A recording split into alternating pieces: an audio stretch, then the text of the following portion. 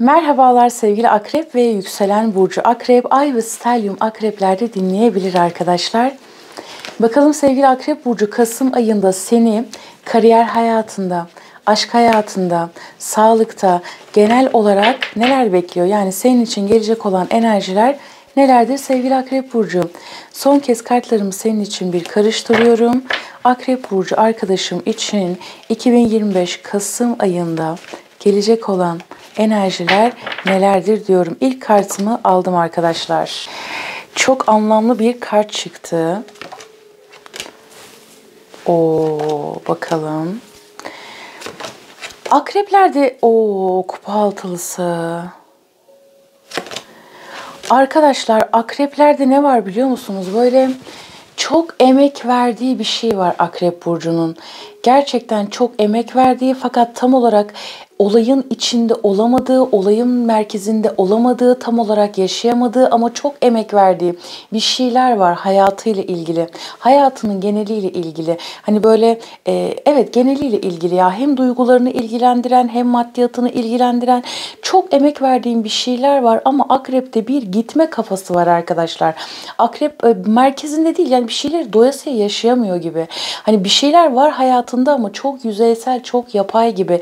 Çok fazla mutlu değil gibi. Akrep burcu ben şunu aldım ya Kasım ayında.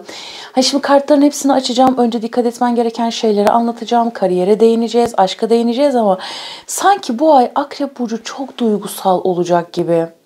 Geçmiş sürekli bakın kupa altılısı şöyle bir bakalım.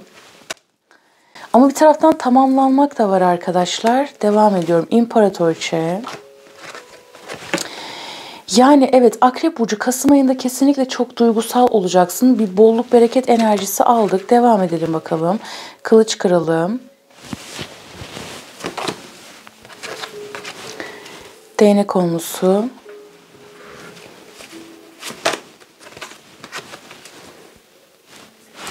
Akrep olayın içinde değil dedik ya aslında akrep için çok güzel enerjilerle başlıyor. Yani aya başlarken gerçekten güzel enerjilerle başlıyorsun. Hediyeler alabilirsin, armağanlar alabilirsin, teklifler alabilirsin. Duygusal hayatınla ilgili de iş hayatınla ilgili de. Ama böyle akrebin içinde farklı bir boşluk varmış gibi arkadaşlar. Bir şeyler tam olarak onu çok mutlu etmiyormuş gibi. Bakalım. Ve birilerine de çok kızgınsın aynı zamanda. Yıldız kartı. Para ası. Bunun üzerine hiç kart çekmeye gerek yok. Ama 2 tane daha alacağım arkadaşlar. Yok almayalım ya. Hani böyle ihtiyaç duyarsak çekeriz. Zaten ek kartlarımız olacak. Rumi'den kart alacağım. Şimdi sevgili Akrep burcu önce dikkat etmen gereken şeylerden bahsedeceğim. Ayın 9'una kadar olan süreçte sevgili Akrep burcu uyku sorunu yaşayabilirsin. Böyle birilerini ya da bir şeyleri çok düşünmekten, hayatında olup biten şeyleri çok düşünmekten, geçmişte yaşadıkların, geçmiş ilişkilerin, geçmiş kariyer hayatın, geçmiş bugün gelecek. Ayın 9'una kadar özellikle 10'una kadar gerçekten böyle çok düşünebilirsin ve uyku düzeninde de birazcık sıkıntı olabilir. Sürekli böyle bir şeyleri düşünüyorsun. Ben nerede hata yaptım? Nerede eksik? Nerede fazla? Ne kadar verdim? Ne kadar aldım? Niye böyle oldu? Niye bunları yaşıyorum? Bunların sorgulamalarını çok yaşayacaksın gibi. Yüklerin ve sorumlulukların çok fazla. Özellikle ayın 10'una kadar böyle yüklerden bir türlü önünü göremiyorsun sevgili Akrep burcu. Ama duygusal olarak çok hassas olduğun bir süreç olduğunu zaten söylemiştim. Bir de burada bazı kızgınlıkların ve kırgınlıkların var. Birilerine çok öfkeleniyorsun. Bu senin uykularını kaçırıyor. Bir taraftan kendine kızıyorsun. Başkalarına kızıyorsun. Kendine kızıyorsun. O mu bu mu şu mu? Sorgulamaların hiç bitmiyor. Zihin çok çalışacak. Ayın 10'una kadar arkadaşlar. Bunun dışında geçmişle ilgili ilişkilerin, geçmiş hayatın, geçmiş bir üstünde yani senin bu ay. Geçmiş ilişkilerin, sevgili Akrep burcu, ilişkin ya da ilişkilerin özellikle yalnız olan arkadaşlarım için ya da ilişki hayatında boşlukta olan arkadaşlarım için geçmiş ilişkinle ilgili bir adım gelebilir. Fakat bu daha çok Kasım ayının 6'sı gibi. Aşk hayatına en son değineceğim. Geçmiş ilişkiler, arkadaşlık ilişkileri de yine bu ay senin gündeminde olacak. Geçmiş kartını şu ana kadar yani akrebe kadar sana kadar çektiğim kartta bir tek sende geldi açıkçası. Böyle bir geçmişin toparlanması, geçmiş bugün gelecek ve ayın 21'ine kadar hayatının geneliyle ilgili sen büyük bir tamamlanma yaşıyor olacaksın. Ve zaten burada yepyeni bir başlangıç var. Sanki böyle evet aklım başıma geldi diyorsun Akrep Burcu. Zaten aya başlarken ayın 6'sına kadar Akrep'te bir gitme enerjisi var. Akrep bu ay gidecek arkadaşlar. Sıkıntılı kişilerden, sıkıntılı ilişkilerden. Bakın bu bir şeyler hayatınızda bitecek demiyorum. Düşünce yapısal, yani düşüncesel olarak gitmek her anlamda arkadaşlar. Bazılarınız evet somutta gidebilirsiniz, yer değiştirebilirsiniz, ülke değiştirebilirsiniz. Akrepler aslında şunu görecek. Gitmek var ama bu hani böyle yıkımlı bir gitmek değil. Yani akrep duygusal olarak çok değişiyor, düşüncesel olarak çok değişiyor. Akrep artık kaybettiği saygınlığı da geri kazanmaya başlıyor. Kasım ayında bunu görecek mesela. İçine attığı, içinde tuttuğu potansiyeli Kasım ayında artık yavaş yavaş dışarıya çıkartmaya başlayacak. Ama onuna kadar böyle bir gitgellisin. Gerçekten huzursuzsun. Yükler, sorumluluklar çok fazla. Çok kızıyorsun. Çünkü her şeyin yükünü sen taşıyorsun Akrep Burcu. İlişki hayatın, kariyer hayatın, ailevi konular, her şeyin yükü senin üstünde. Sadece sen güçlü durmak zorundaymışsın gibi bir durum var. Aslında öyle değil. Hak ettiklerin sana fazla fazla gelecek. Kasım ayının 6'sından sonraki süreçlerde, 17'sinden sonraki süreçlerde, 21'inden sonraki süreçlerde ya bu nasıl bir şey? Patır patır gelecekler, öyle söyleyeyim. Şöyle düşün, ben niyetimi kimler için aldığımı söylüyorum arkadaşlar. İnsan olanlar için, yani normal insanlar için niyetimi alıyorum. Kalbi, gönlü, ruhu temiz olanlar için niyetimi aldığımı söylüyorum. Sanki bugüne kadar hep akrep vermiş. Akrep koşturmuş, akrep toparlamış, akrep vermiş. Her şey yani oyunbazlık yapılması gerekiyorsa, oyunbazlık derken hani böyle şirinlik gibi düşünün. İşte arkadaşlık ilişkilerinde, aşk ilişkilerinde, iş hayatında, her şeyde. Her anlamda. Her şey akrepten çıkmış gibi. Ama artık akrebin hayatına öyle bir destekleyici enerji girecek ki hani bu sefer akrep almaya başlayacak gibi arkadaşlar. Bakın her zaman söylüyorum. Şimdi yorumlara şey yazmayın. İşte akrep bana şunu yaptı kötü falan. Ben normal insanlar için niyetimi alıyorum. Şimdi burçlarda iyi şeyler söylediğin zaman mutlaka altına şunu yazanlar olabiliyor. İşte Başak bana kötülük yaptı. Akrep bana kötülük yaptı. Yay bana kötülük yaptı. Arkadaşlar her burcun iyisi kötüsü var. Yani ruhu olanın da burcu var. Ruhu olmayanın da burcu var ona bakarsanız. Değil mi? Bu şekilde bakalım yani yorumları dinlerken. Artık burada hani akrebin hayatını bir tamamlanma, başarı, ödül, terfi, kaybettiğin saygınlık varsa bunu geri kazanmak, bolluğunun, bereketinin artması, tam bittim artık yüklerin üzerinden kalkamıyorum dediğin anda yani işte sen bir pasta hazırlıyorsun. Sende bir pasta var. Herkes o pastadan faydalanmak istiyor. Ya da o nimetten faydalanmak istiyor. Senden faydalanmak istiyor. Ama güçlü bir enerji her anlamda aşk, kariyer hayatına giriyor ve diyor ki artık sen al. Yani bu senin hakkın. Sana bir şeyler verilmeye başlıyor. Yani bu verilecek olan şeyler şey gibi değil. Hani böyle ufak tefek hediyeler, jestler gibi değil. Akrebin hayatına gerçekten büyük bir enerji giriyor arkadaşlar. Büyük bir bereket enerjisi giriyor. Aşk hayatın içine geçerli, kariyer hayatın içine geçerli. Ve yepyeni bir başlangıç olmaya başlayacak artık bu ay senin hayatında. Şimdi doğurganlığın çok yüksek, üretkenliğin çok yüksek. Ay genelinde zaten çok dikkat çekiyorsun. Güzelliğin, potansiyelin, enerjin, yaratıcı tarafın oldukça dikkat çekecek Akrep Burcu. Bu çok güzel bir şey. Önceden planladığın, düşündüğün fakat bir türlü devreye koyamadığın fikirlerin, projelerin, işlerin varsa artık bunları Kasım ayı itibariyle gerçekleştirebilirsin. Fakat bir anda böyle Kasım, evet pek çoğunuz Kasım'da gerçekten alacaksınız. Tamamlanma, ödül, beklediğin belgelerin sana gelmesi, bir üretkenlik, ortaya bir projenin çıkması, bir fikrin çıkması, çocuklarla ilgili gelişmeler, özellikle çocukları olan Akrep Burcu arkadaşlarım ya da işte bir çocuk müjdesi bekleyenler ya da işte üreme ile ilgili, üreme ve üretme ile ilgili burada bir bereket enerjisi var. Ayın 6'sına kadar hatta 7'sine kadar bazı aksaklıklar olabilir. Geçmişte yarım bıraktığın işler, projeler, fikirler, ilişkiler neyse bunları tamamlamak adına birazcık emek sarf edebilirsin. Ve böyle bir şeyler tam olarak gitmiyormuş gibi olacak. Özellikle ayın 7'sine kadar, 9'una kadar ve 10'una kadar arkadaşlar. Bir şeyler böyle tam olarak istediğin gibi gitmiyor gibi, istediğin verimi alamıyormuşsun gibi bir etki altında olacaksın. Fakat sonrasında açılmalar olacak Akrep Burcu. Yeni olanaklar, yeni iş fırsatları artık hayatına gelmeye başlayacak. Özellikle onundan sonraki süreçlerde. Kendini çok daha geliştirebilirsin, yeni eğitimlere başlayabilirsin, yeni projelerde yer alabilirsin, ortaya yeni bir fikir çıkartabilirsin. Kova burcu, Boğa Başak burcu, Terazi burcu, Aslan Yay burcu. Bu kişilerden gelecek olan destekler söz konusu. Ve sen Kasım ayında bir başarıya imza atacaksın. Hani burada zaten yeni bir başlangıçlar var. Ama diyor ki Akrep burcu Kasım ayında yeni bir başlangıç gerçekleştirecek ve bu ona çok uzun vadede bolluğu da bereketi de getirecek. Geçmiş engeller birazcık ayın 10'una kadar senin karşına çıkabilir fakat bunların üstesinden geleceksin. Zaten 10'una kadar toparlaman gereken şeyler var. Bunları hallediyorsun. 10'undan itibaren yavaşlıyorsun. 17'sinden sonra daha yüksek bir noktaya gelmek var. Yeni bir iş, yeni bir anlaşma, yeni bir kazanç kapılarının karşına çıkması. Burada gerçekten akreplerde bolluk, bereket, bakın maddi olarak da yüksek enerjiler var arkadaşlar. Bolluğun, bereketin gayet yüksek Akrep burcu. Hatta güzel bir zenginlikte olabilir pek çoğunuz için. Maddi sıkıntılar varsa bunları çözmeye başlayacaksın. Yeni iş ortaklıkları olabilir. Yeni toplantılar, yeni görüşmeler olabilir. Ama sen yine de maddi konularda birazcık daha tedbirli olmaya dikkat et. Çünkü diyor ki Kasım ayında eskileri toparlayarak ilerlemen çok önemli olacak.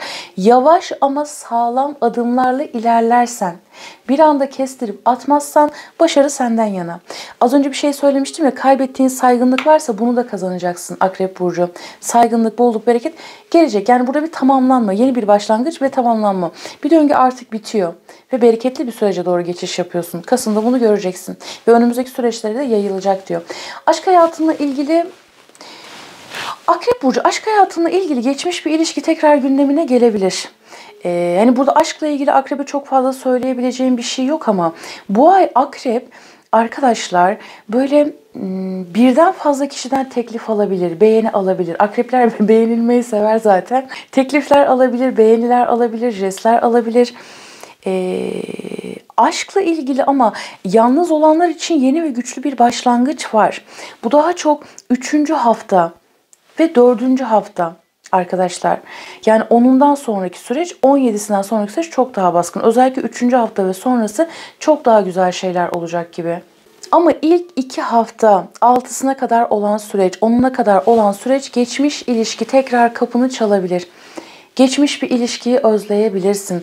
Evet, bazılarınız için çok böyle seneler öncesi bir ilişki olabilir. Bazılarınız için ise 1 yıl, 3-5 aylık hani biten ya da bitmiş gibi olan bir ilişkide olabilir arkadaşlar. Hani ilk 2 hafta daha çok böyle geçmiş ilişkilerinle, aşk hayatın birazcık karışık. Bilmiyorsun ne olduğunu. Akrep burcu ya da ne olacağını da bilmiyorsun. Fakat 2. hafta sonrasında bir şeyler düzeliyor gibi arkadaşlar.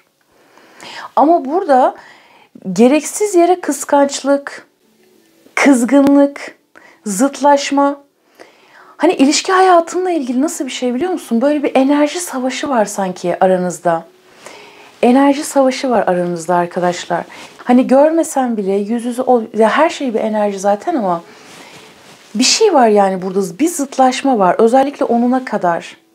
Göremiyorsun. Aşk hayatınla ilgili önünü bir türlü göremiyorsun. Bazılarınız arkadaşlar, özellikle erkek olan Akrep burcu arkadaşlarım için geçici hevesler olabilir Kasım ayında. Hani böyle nasıl söylenir? Geçici ilişkiler diyelim arkadaşlar. Bazılarınız bunlara yönelebilirsiniz. Ama tabii bu sana ne kadar fayda sağlar bilemiyorum. Bence hiç sağlamaz Akrep burcu ama sen bilirsin yine de. Böyle bir durum var ama 2. hafta sonrasında aşk hayatına ilgili bir şeyler düzelecek. Ama şöyle bir durum var. Pek çoğunuz arkadaşlar aşk hayatınızla ilgili yeni bir başlangıç yapacaksınız ama bak burada diyor ki aşk hayatınla ilgili evet yeni bir sayfa açılacak. Yeni bir başlangıç yapacaksın. Barışmak istediğin partnerin varsa barışabilirsin.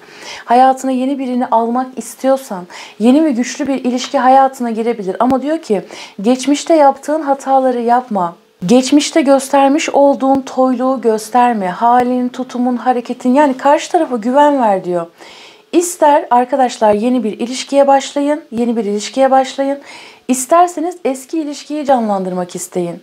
Geçmişte yaptıklarını yapma diyor, daha olgun davran diyor. Yani buradaki enerjiler bu şekilde. Peki bakalım bir tane daha alalım ve Rumi'ye soralım arkadaşlar. Devam edelim.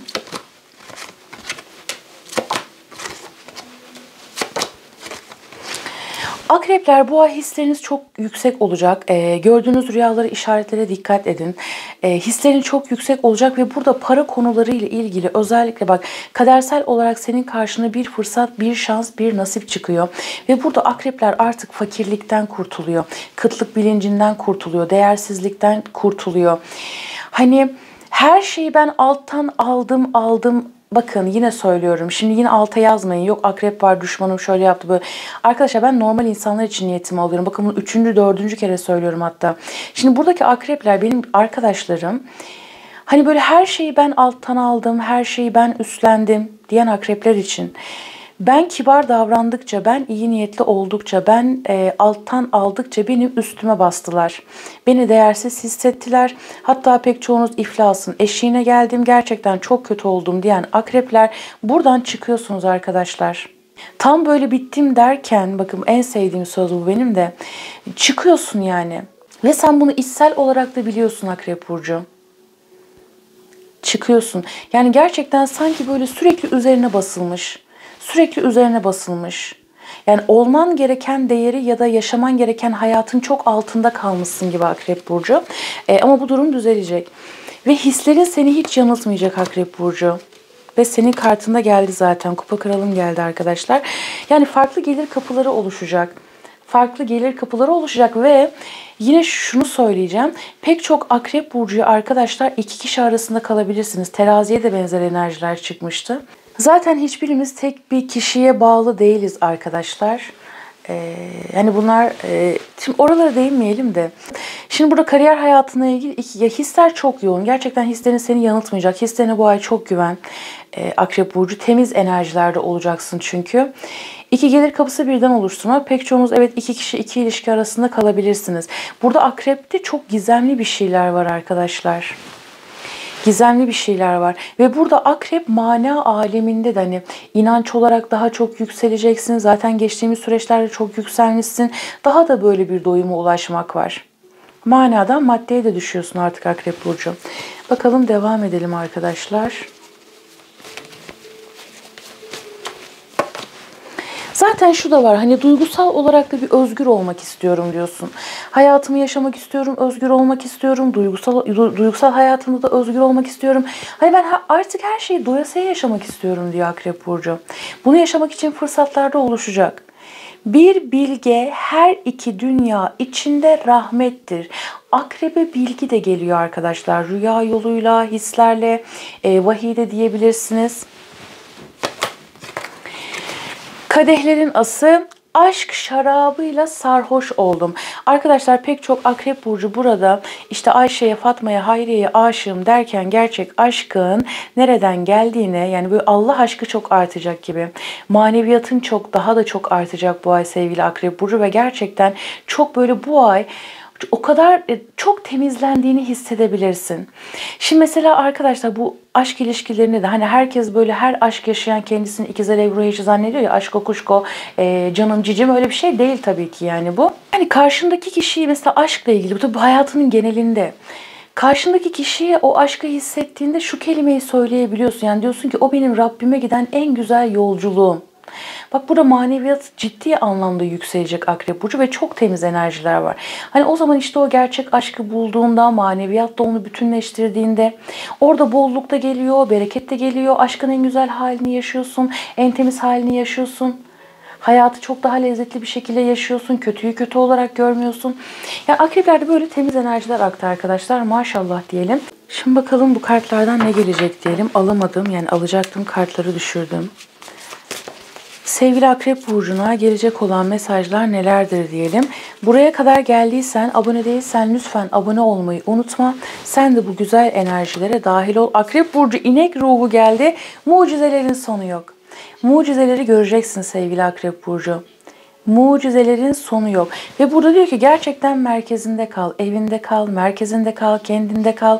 Akrep Burcu, ne kadar tatlı enerjiler aktı. Bakalım, devam edelim arkadaşlar.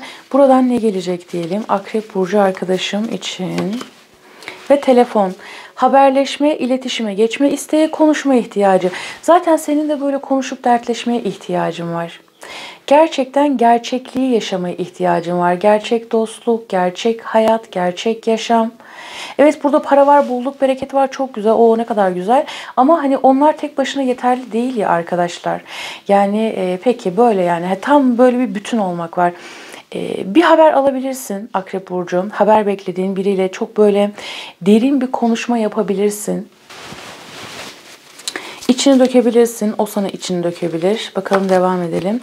Ve mola, dinlenme ihtiyacı, ara vermek ve yorgunluk. Bu ay çoğunlukla evet tamam bir şeyleri hallediyorsun, güzel şeyler oluyor falan ama daha çok dinlenmeye de çok ihtiyacın var. Birazcık kendine zaman ayırmak çok iyi olacak diyor Akrep Burcu. Küçük bir tatil yapabilirsin. O zaman bakalım, devam edelim arkadaşlar. Ve umut yıldızı. Umut, ışık ve rehberlik. Umudunun yeniden yeşereceği bir ay olacak bu ay senin için. Her şey güzel, kalbine göre olsun. Kendine çok iyi bak. Zorun kolaylaşsın. Hepimizin zoru kolaylaşsın. Görüşmek üzere. Hoşça kal.